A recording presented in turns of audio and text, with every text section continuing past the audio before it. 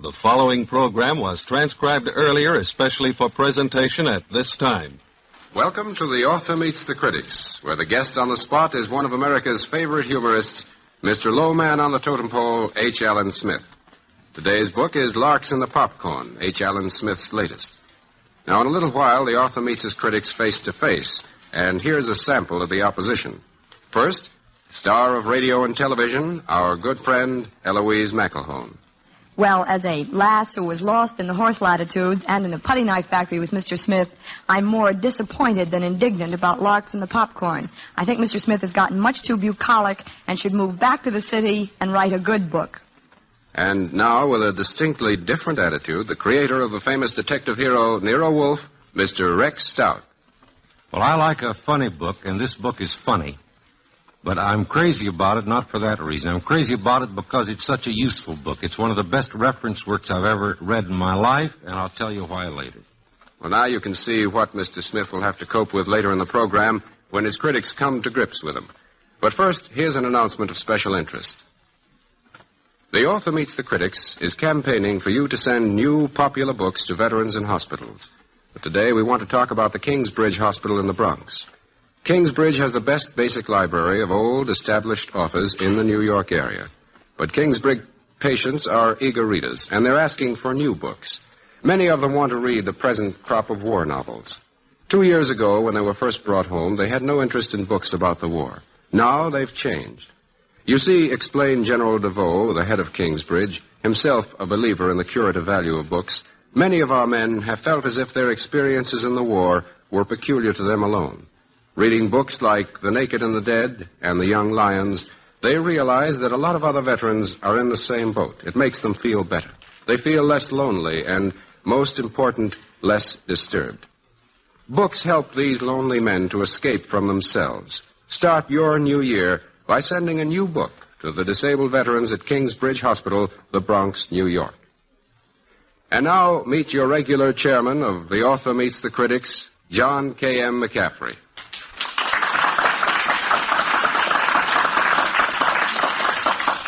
Good afternoon, everyone. In 1945, the year Hitler killed himself, the year the Germans and the Japanese quit fighting, another great event took place. H. Allen Smith moved out to the country. I would live in New York City, writes Mr. Smith in his new book, if they gave me the place. Well, they didn't give Mr. Smith the whole city, so he removed himself to a 4-acre plot in the suburbs. His book, Larks in the Popcorn, written, as Mr. Smith always does write, with his tongue almost all the way into his cheek, is about life in the suburbs as only he can see it. Now, before he meets his critics, here with a few comments on his own inimitable story is our guest author, Mr. H. Allen Smith.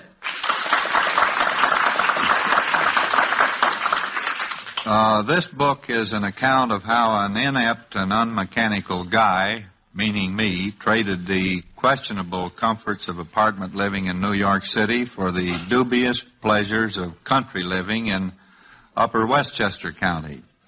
I wrote it because I am in the writing business.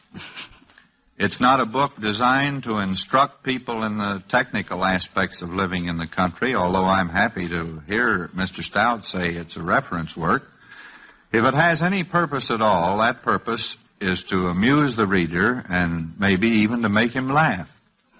It's chiefly about animals, including the human species. It's about Westchester County, including something of the county's history. It is about people in Mount Kisco and Chappaqua and Bedford Village, who are my neighbors. It's about my wife and my children and my dog. But most of all, it's about me and the petty adventures I've been through in the 4 years I've been wrestling with nature.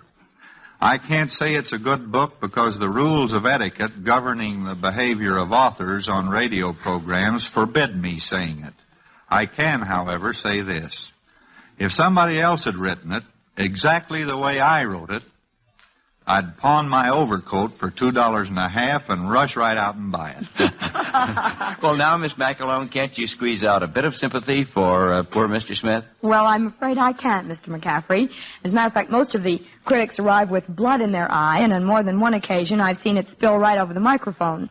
So before I state my position, I want to say that usually I'm a most ardent fan of Mr. Smith's, and have even been known to accuse persons who haven't liked his books of having absolutely no sense of humor. So now I find myself in the position of being sad instead of mad about Larks and the Popcorn. It completely left me with the feeling of being low reader on a totem pole. And having been used to his previous ventures, to hilarious interviews and wonderful expressions, it was disappointing, to say the least, to find one of his first so-called adventures ending with that brilliant phrase, drop dead. And I think many of his readers will, frankly, before they finish this epic. Actually, it's a big fake, because it leads you to believe he's going to tell of the joys of the country, and instead all he tells you about are its trials and tribulations. I think obviously Mr. Smith moved to the country, took his typewriter with him, and overlooking the landscape and the Reader's Digest, proceeded to tell all. But as most of the musing sequences are about the city and city characters, you begin to wonder whether Mr. Smith is really happy about the Larks and whether he shouldn't have left some of the writing to the Reader's Digest. In the end of the book, he tells us that his friend Fred Allen suggested that he move back to the city where he could find some interesting people and situations to write about, and I think he should take his advice immediately, write another book, and then return to this program. For many sections of Larks should be discussed only on Duffy's Tavern, not on Author Meets the Critic. And near the end of the book, he goes into quite a tizzy over whiskey and perfume. And frankly, I go along with him to the extent that you certainly need some of both to finish the book. Thank you. That's from Eloise McAlone, the low lass on the totem pole. Now, Mr. Stout, will you come to the poor man's rescue? Well, gee, I don't think he needs much rescue. It seems to me perfectly obvious already that Miss McAlone never read the book. But I would like to say a little bit about using it as a reference work. It is funny. I agree to that. My score on that book was 19 laughs, 11 chuckles, and 28 titters. But where I came way ahead for my 250, it wasn't the fun.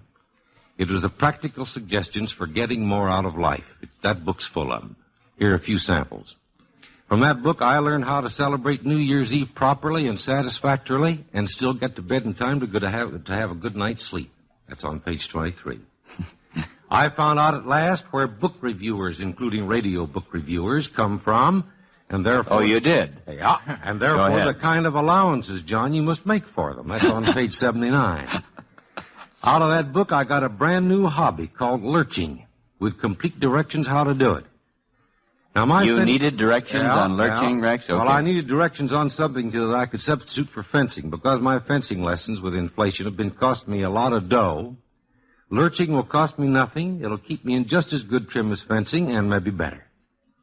Well, I could list, I don't know, a dozen, certainly half a dozen, valuable pointers besides those that this book gave me, and it'll give anyone who'll buy a copy and read it. I said buy a copy. I suppose you could get the pointers just as well if you rented or borrowed the book instead of buying it, which is too bad. And believe me... That's heresy. And believe me, my opinion of the book can certainly be relied on, since I can't possibly be suspected of any personal bias in favor of it or the author of it. Quite the contrary. On page 135, there's one of the most idiotic and outrageous theories about a man's death ever typed by an author and set up by a printer. It's about Horace Greeley.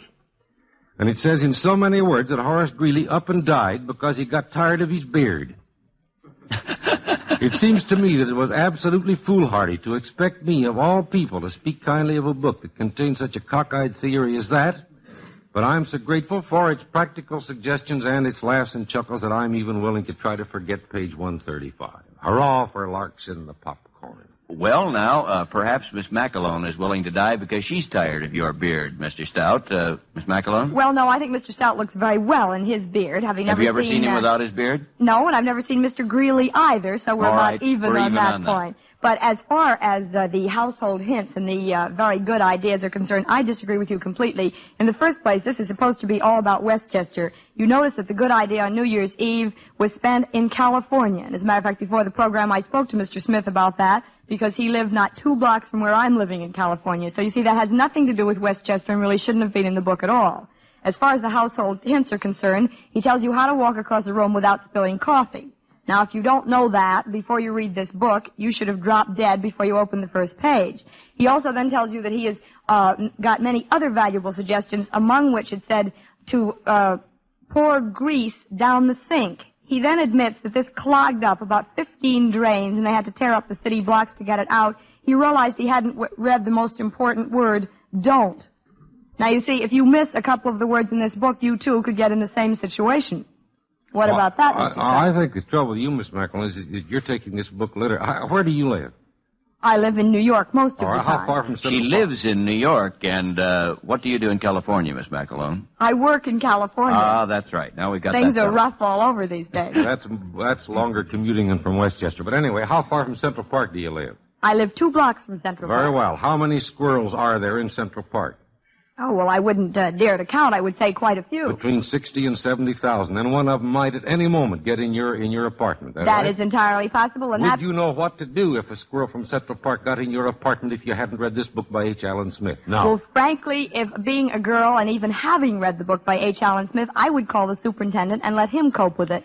And that brings us to another point of Larks in the Popcorn, leading you to believe it's about the country. You find the most amusing sequences have taken place in the city. You find all his amusing neighbors were in his apartment in Jackson Heights. A little boy who thought he was an angel and insisted upon flying out the windows, neatly breaking legs and arms. If any of the members of the audience want to know what to do, if your child thinks he's an angel, the squirrel in the apartment. Now, I must say that was a wonderful sequence. He was armed with pokers, golf clubs, and much other equipment, including taking out a radiator. Well, I think this just goes to prove, Miss McAlone, that as one in the radio business, you're so used to nuts that why should a few squirrels bother you? You're so you right, have to Mr. take McCaffery. so much armament. Mr. Stout. John, I think you're doing fine, but I'd like to... Where was the man in the country or the city who went around singing "In Flew a Dead Duck"? Yes, well, I must say that he was in the country, but obviously he had moved out from the city, and that's the point where Mr. Smith said he attracted screwballs and was very irritated at one friend of his for saying that all the screwballs had gone to the country. Believe me, they haven't. I've met any number in New York City, and I've met an even greater number in California. And you see, I could have found that out before reading the book. Did you ever hear of a dead duck flying before you read this book? No, frankly, I never didn't. heard of it. No. That proves this book's original. It's got new things in it you never heard of before. Well, you find many things in all of Mr. Smith's book that you've never heard of before, but I contend in this book there are some things that you don't care about hearing about. You probably have a lot of money. You make a lot of money. You're apt, aren't you? Mr. Stout, I work on radio. I don't write books. Aren't you apt to get in a condition before too long of having to foreclose a mortgage on some poor widow? Of course you are. Well, what's the best way to avoid getting in that position of having to foreclose a mortgage on a poor widow? It's in H. Allen Smith's book. Well, I could always quit my job. Don't buy the mortgage. Well, I think that the only person who can comment on foreclosing widows on Rex Stout and foreclosing mortgages on Eloise McAlone is our author of the afternoon, H. Allen Smith. How do you feel about foreclosure, Mr. Smith? Well, I scarcely remember the foreclosure part of the book. I think it had something to do with an opportunity that was offered me to acquire a mortgage on a business establishment against which I had a grudge. And when a man walked up to me and said, "Hey, you want to invest in a mortgage?" And I said, "No." And then he told me what the mortgage was on, and it was on this business that I disliked. And for a little while, I caught myself being a mean guy. I thought, oh, here's my chance to throw him out in the snow. Because a mortgage means that to me. There's no such thing as a summer mortgage in my knowledge.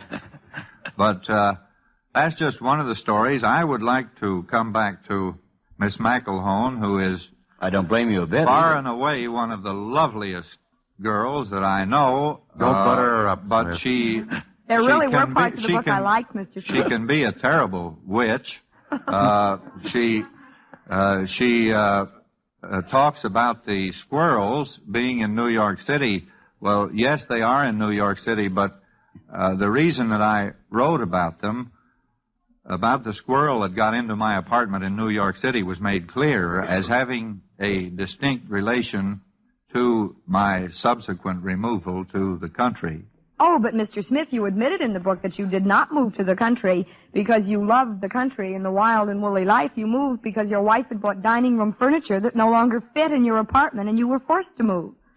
Well, all right, I'll break down and confess now, Eloise, that this whole thing is a plot against me. I had nothing to do with moving to the country. I thought you were going to say you had nothing to do with writing a book. Go on. I have various people who suggest that very strongly, too. They say my daughter writes my books.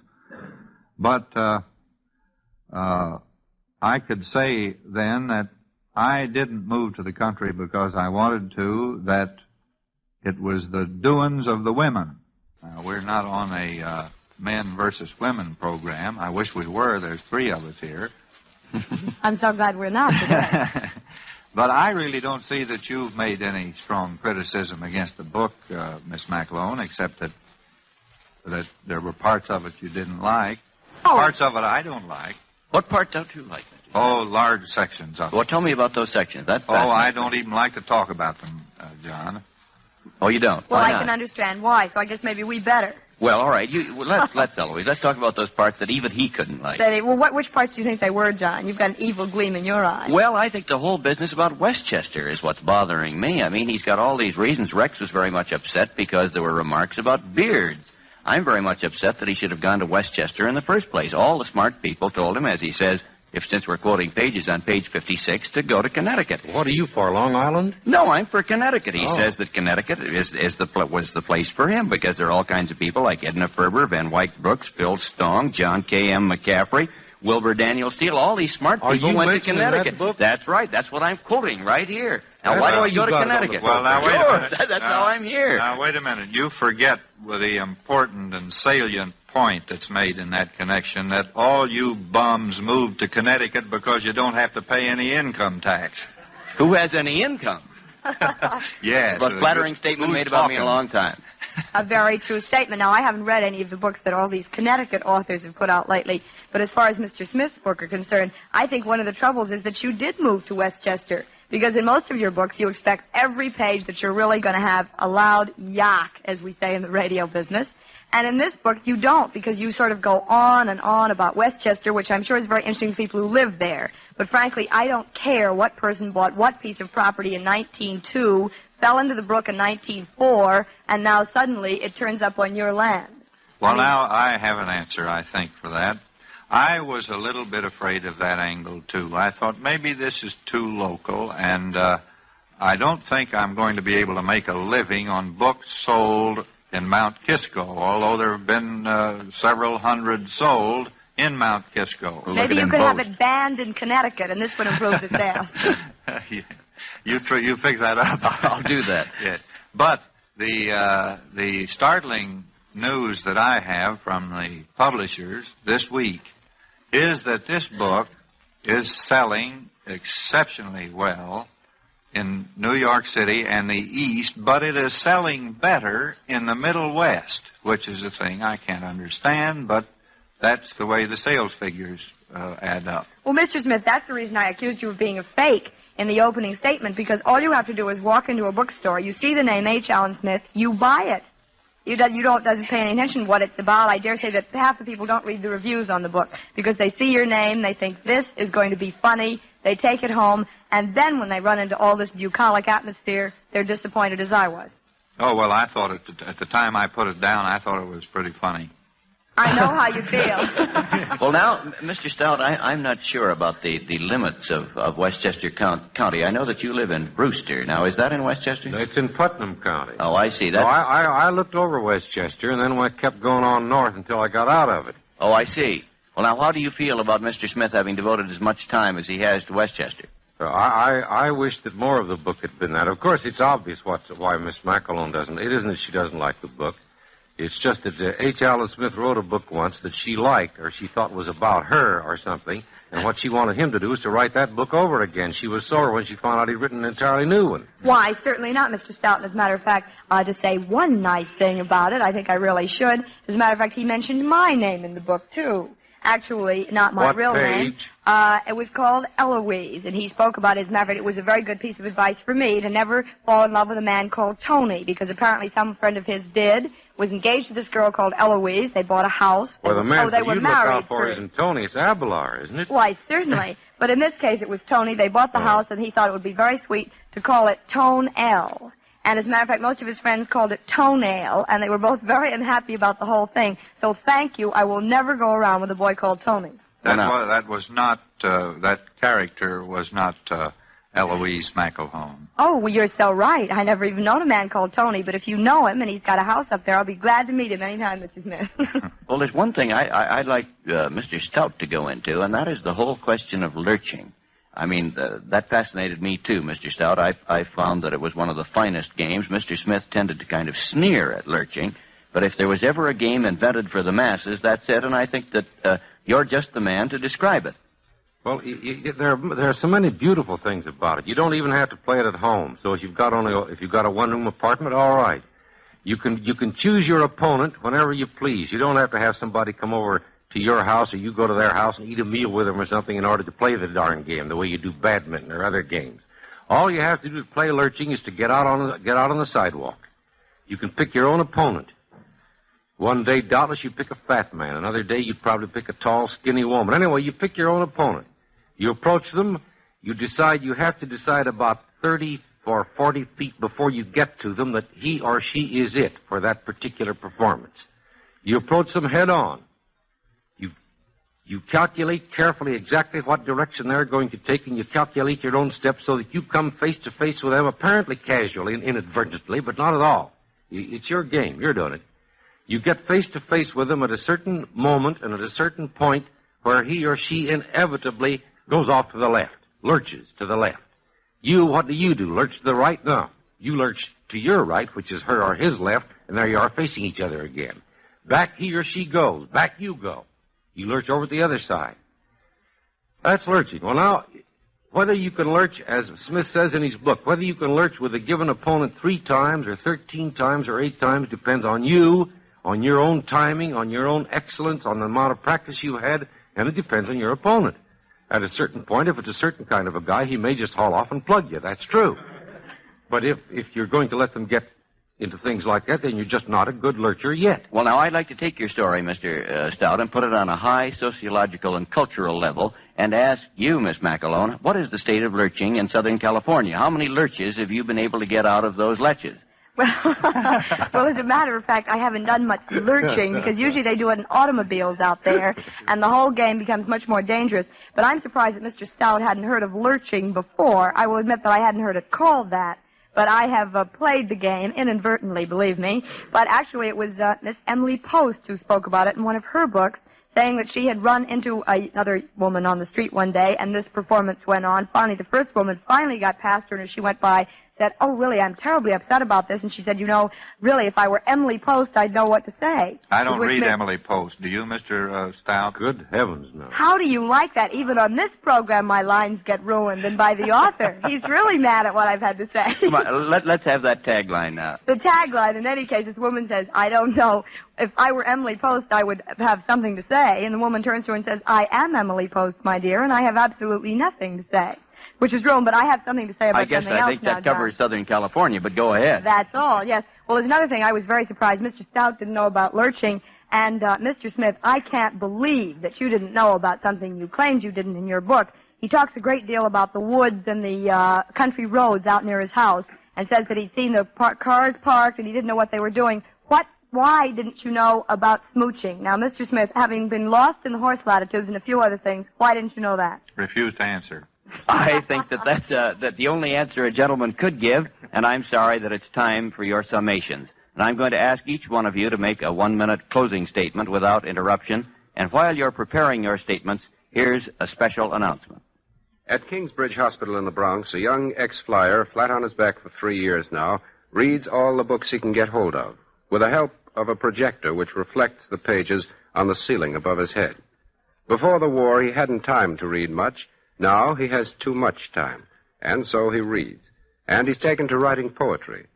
It was all this reading that started me, he said. And now I like to write poems. It helps. Another young veteran, one who doesn't have to stay in bed, spends all day close to the books in the library. Now, he used to write poems and stories in school before the war. Now his head is full of shrapnel, and he's forgotten how to write. But staying near the books, patiently trying to decipher them, makes him feel quieter and less alone. A new year is just starting, full of adventures for most of us. But for these disabled men, it may mean still another year shut off from the world, waiting and hoping to get well.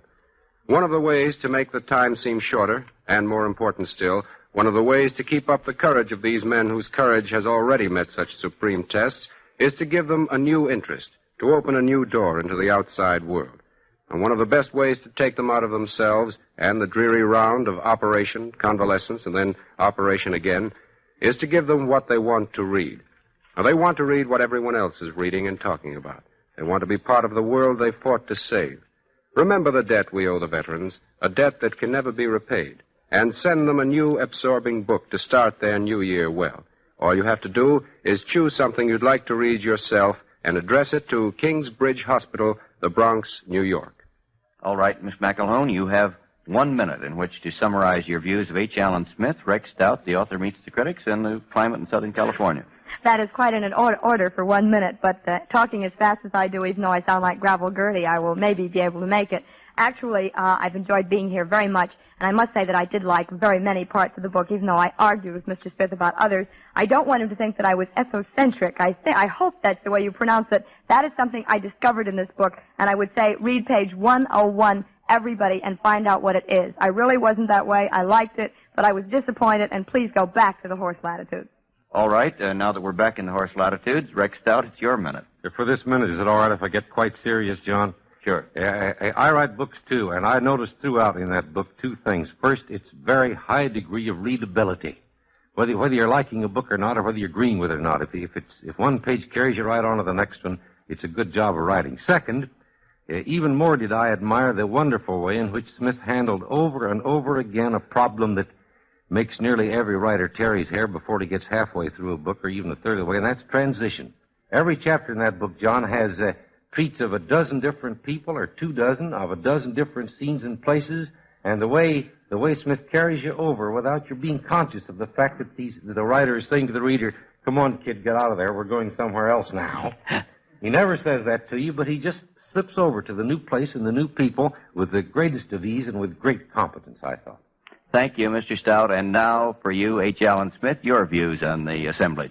I'm really overwhelmed at what Mr. Stout has had to say in the way of the writing of the book. I am equally overwhelmed at having Miss McElhone even partly like me. I would like to add that a lot of people think that writing humor is an easy thing. I think it's the most difficult because you're never sure of yourself. No two persons think the same thing is funny. We're all on different beams. If a book is not funny when it's intended to be funny, then it becomes very tragic. It's the saddest and sorriest thing on earth. Therefore, a person either will like this book and think it's funny, or they will not like it and therefore think it's terrible. And that's about all I could say about it. Well, there's some things I'd like to say about Larks and the Popcorn, or Parks and the Lopcorn, or however you want to change it. And that is that I have been reading H. Allen Smith avidly for a long, long time. And after his last book came out, Lo, the Former Egyptian, I wrote Allen a note, and I didn't know him very well. We'd had a somewhat quick acquaintance at Doubleday when I was there. But I felt that H. Allen Smith had become something more important than being a terribly funny man. That in Lo, the Former Egyptian, he had written a piece of American humor which was important because it had an attitude toward America and toward our culture, and was funny because it had that attitude. And I am glad to say that this book has the same attitude and is equally funny, but it is real humor. And now I'm sorry that time's up for both the author and the critics, but here's a special word from your announcer. The Author Meets the Critics takes this opportunity to wish all its friends a happy and peaceful New Year, and hopes you will continue to listen to these programs during 1949.